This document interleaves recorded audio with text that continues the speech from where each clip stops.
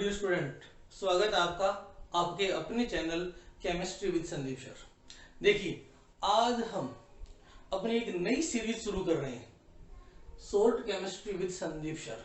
अगर आप हैशटैग लगा के ये सर्च करोगे short chemistry with Sandeep sir, तो इसकी सारी वीडियो आपको मिल जाएंगी। इस वीडियो में देखिए, अपनी एक सीरीज तो जो चल रही है वो चल रही है रिवाइज इन 40 मिनट्स। वो सारे चैप्टर की आएगी, वो आपकी कंटिन्यू चलती रहेगी। इसके साथ साथ अपन ये शुरू कर रहे हैं, इसमें अपन शॉर्ट वीडियो स्टार्ट करेंगे। लगभग 5-7 मिनट का 10 मिनट का एक वीडियो आएगा, और वो वीडियो क्या करेगा, किसी एक ऐसे टॉपिक को चुन चुन के अपने बुक से, वो टॉपिक जो टफ है, अलग प्रकार के हैं, जिन्हें समझने के लिए किसी ट्रिक की जरूरत है, उन टॉपिक्स को अपने क्या करेंगे, इसमें सेलेक्ट करेंगे। एक क्लास, एक टॉपिक, एक वीडियो।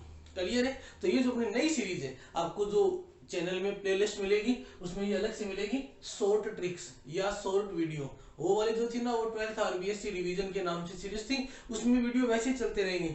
और यहाँ जो वीडियो आएंगे वो आएंगे शॉर्ट्स वीडियो। क्लियर है?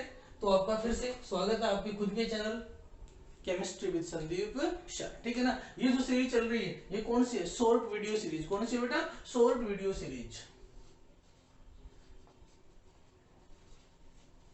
Short video series. ध्यान रखना, ये सभी बच्चों के लिए बहुत इंपॉर्टेंट है। वो बच्चे जो +1 से +2 में प्रमोट होके आए हैं, उनके लिए ये केमिस्ट्री को बहुत इजी कर देगा। और वो बच्चे जो +2 के पेपर देने वाले हैं, उनके लिए तो मोस्ट इंपॉर्टेंट है ये। ठीक है ना? रामबाण वीडियो है ये। कौन से है? रामबाण वीडियो। क्लियर है? तो चलो जी, अपन स्टार्ट करते हैं शॉर्ट वीडियो सीरीज। और शॉर्ट वीडियो सीरीज को सबसे पहले जो स्टार्ट करेंगे, वो करेंगे काफी टफ टॉपिक से। ऑर्गेनिक केमिस्ट्री का एक टॉपिक आता है एल्डोल कंडेंसेशन या एल्डोल संघनन। बहुत बार पूछा जाता है एल्डोल संघनन और क्रॉस एल्डोल संघनन। तो कई बार हमें उत्पाद में दिक्कत आती है कि क्या क्या उत्पाद बनेंगे। तो आज क्या करेंगे, उन उत्पादों को अपन ट्रिक से समझेंगे कि अगर एल्डोल संघनन आ जाए तो उत्पाद कैसे बनाया जाता है। ठीक है ना? तो थोड़ा सा इंट्रोडक्शन करेंगे इसका, और उसके बाद चलेंगे वीडियो पे। देखो जी, आज का जो टॉपिक है वो है एल्डोल संघनन व क्रॉस एल्डोल संघनन। एल्डोल संघनन व क्रॉस एल्डोल संघनन। ठीक है ना? मुख्य बातें में देखेंगे, बेसिक कंसेप्ट भी देखेंगे, और साथ साथ क्या देखेंगे, ट्रिक देखेंगे जिससे उत्पाद बनता है। ठीक है? देखो जी, सबसे पहले नाम क्या है? एल्डोल। एल्डोल नाम दो चीजों से आया है। एक होता है एल्डिहाइड और एक होता है ओल। एल्डिहाइड का मतलब CHO, ओल का मतलब OH। यानी एल्डोल एक ऐसा यौगिक है, एल्डोल एक ऐसा यौगिक है जिसमें एल्डिहाइड भी है और OH भी है। तो aldehyde plus OH, aldehyde plus ओल, इससे मिलके क्या बन गया? एल्डोल। क्या बन गया? एल्डोल। ठीक है ना? और साथ में नाम क्या आ गया? संघनन। संघनन, संघनन शब्द वहां काम में आता है जहां कहीं मुख्य उत्पाद के साथ उप उत्पाद भी प्राप्त हो। देखिए, जब किन्हीं दो चीजों को जोड़ते हैं, A और B, जब जुड़ती है और C बनती है, तो विक्रिया होती है योगात्मक। क्या होती है? योगात्मक। और जब A और B जुड़ के C बनाए और C के साथ कोई छोटा सा उत्पाद भी निकले, जैसे D निकल गया, छोटा सा उत्पाद जैसे जल है, अल्कोहल है, अमोनिया है, ऐसी चीजें अगर सह उत्पाद के रूप में निकल रही है, ठीक है ना, तो वो विक्रिया क्या होती है? संघनन। एक तो होता है योगात्मक विक्रिया, एक होती है संघनन विक्रिया। जब क्रिया कारक आपस में जुड़ के सिर्फ उत्पाद बने तो नाम होगा योगात्मक, और जब क्रिया कारक आपस में जुड़ के उत्पाद के साथ छोटा सह उत्पाद भी बनाए तो तब क्या होता है? संघनन। तो यहाँ इसके नाम में दो चीजें हैं, दोनों का अपन ने पोस्टमार्टम कर दिया बेटा। एल्डोल यानी यौगिक में एल्डिहाइड भी होगा, OH भी होगा, और संघनन यानी उत्पाद के साथ क्या बनेगा? सह उत्पाद भी बनेगा। और जब ये दोनों चीजें एक साथ संपन्न हो जाएगी तो अपना क्या बन जाएगा? एल्डोल संघनन हो जाएगा। ठीक है? चलो जी, स्टार्ट करते हैं। ध्यान रखना, जो भी प्रोडक्ट बनेगा उसमें क्या होगा? एल्डिहाइड भी होगा, OH भी होगा, और संघनन की प्रक्रिया भी संपन्न होगी। ठीक है? तो देखिए क्या होता है। एल्डोल संघनन जब भी स्टार्ट किया जाता है, सबसे पहले एक बेसिक कंसेप्ट नाम से ही आ जाता है कि एल्डोल संघनन शो करने के लिए हमारे पास क्या होना चाहिए? Alpha hydrogen. अल्फा हाइड्रोजन वाले कार्बोनिल यौगिक।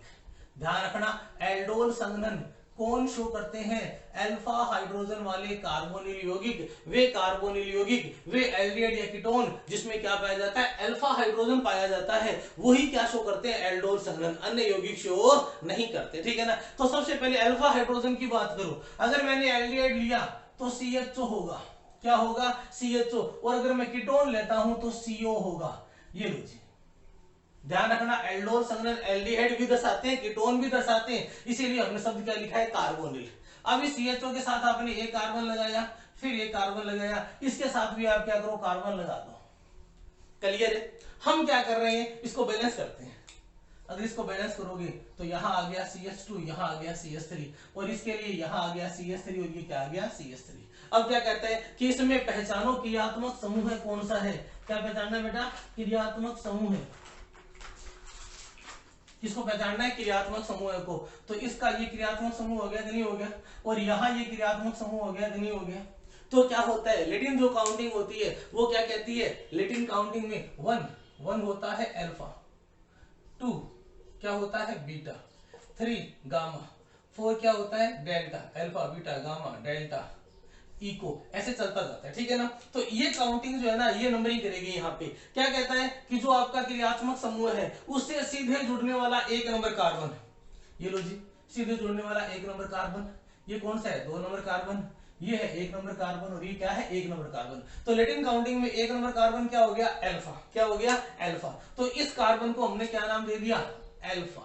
ये क्या दे दिया? बीटा। ये वाला कौन सा हो गया? अल्फा। ये वाला कौन सा हो गया? अल्फा।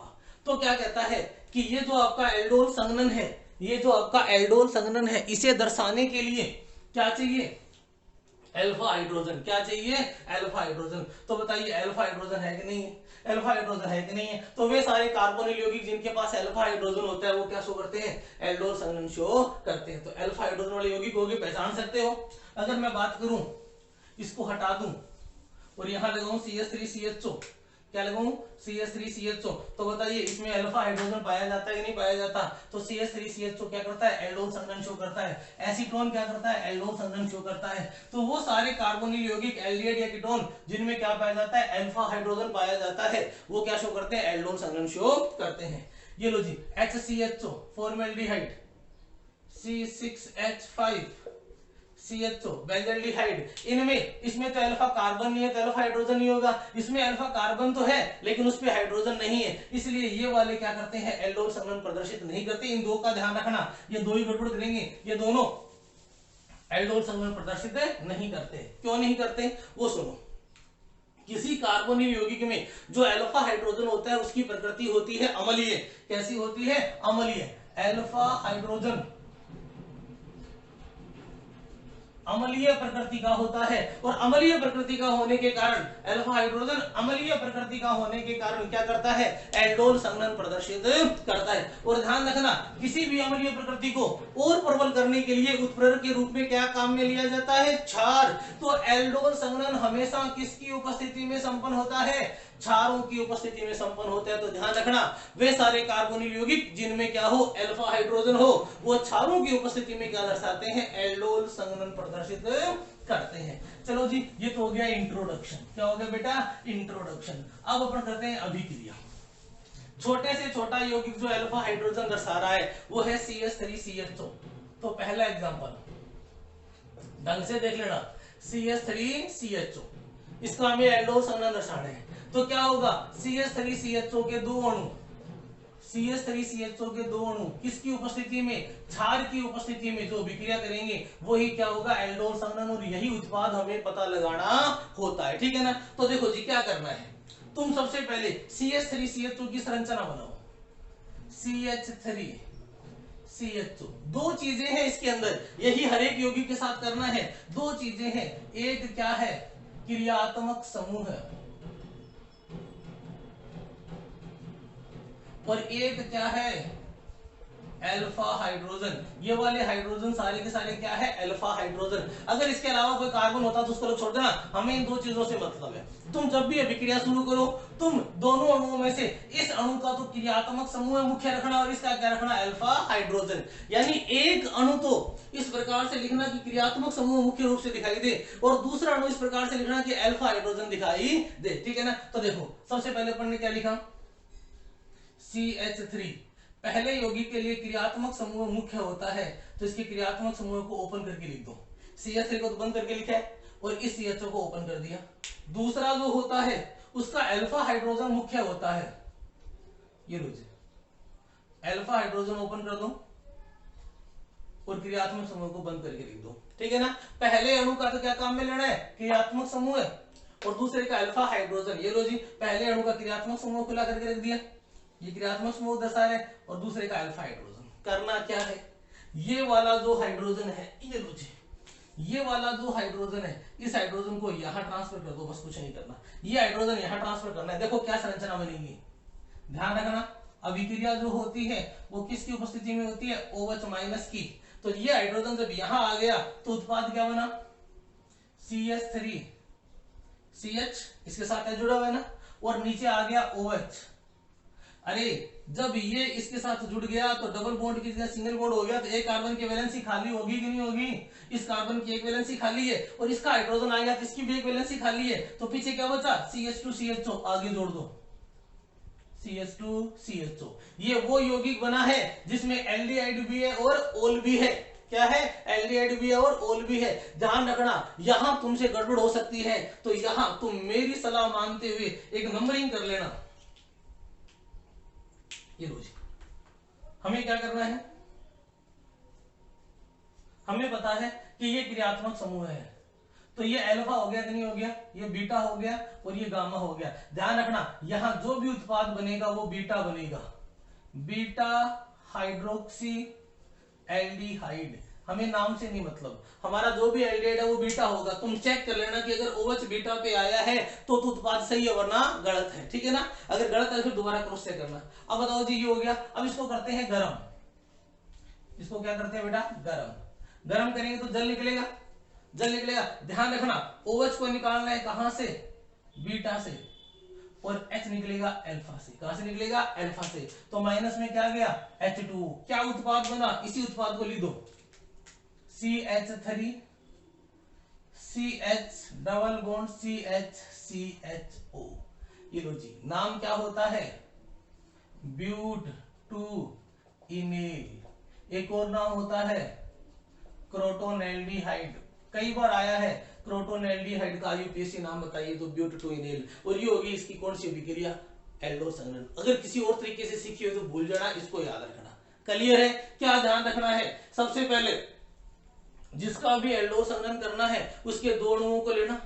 पहले अणु का संरचना सूत्र इस प्रकार से लिखो कि क्रियात्मक समूह खुला रहे और दूसरे का अल्फा हाइड्रोजन। अभिक्रिया करवाना, OH माइनस की उपस्थिति में विक्रिया होगी, उत्पाद जो भी बने उस उत्पाद को चेक कर लेना कि बीटा पे हाइड्रोक्सी आ रहा है कि नहीं आ रहा। बीटा हाइड्रोक्सी एल्डिहाइड बन गया, और उसके बाद बनने वाला उत्पाद क्या होगा, आपका एल्डोल संघनन का प्रोडक्ट। क्लियर है, देखो ये हो गया, साथ में जल निकल गया, तो अपने संघनन वाली कंडीशन भी पूरी होगी कि नहीं होगी, एल्डिहाइड प्लस ओल, एल्डोल वाली कंडीशन भी होगी। क्षार की उपस्थिति में संपन्न हो रही है, अल्फा हाइड्रोजन काम में आ रहे हैं। क्लियर है, तो क्या क्या ध्यान रखना है, पहला संरचना सूत्र इस प्रकार से लिखो कि क्रियात्मक समूह और दूसरे का अल्फा हाइड्रोजन, फिर बनेगा बीटा, और बीटा के बाद जो भी उत्पाद बनेगा वो बनेगा अल्फा बीटा, क्योंकि ये डबल बॉन्ड अल्फा और बीटा के बीच में आएगा। दोबारा चेक कर लेना, अल्फा और बीटा, डबल बॉन्ड हमेशा किसके बीच में आएगा, अल्फा और बीटा। तुम्हारे पास ऐसी स्थितियां आएगी कि इधर CH3 है, कहीं और CH3 है, कहां से निकाले, तुम्हें कहीं से निकालना, तुम्हें OH कहां से निकालना है, बीटा से, और हाइड्रोजन कहां से निकालना है, अल्फा से। ये लो जी, ये होगी एक अभिक्रिया, और इसी अभिक्रिया को तुरंत अपन एक और यौगिक के लिए लेते हैं, सेम का सेम, देख लेना ढंग से, बहुत इंपॉर्टेंट है।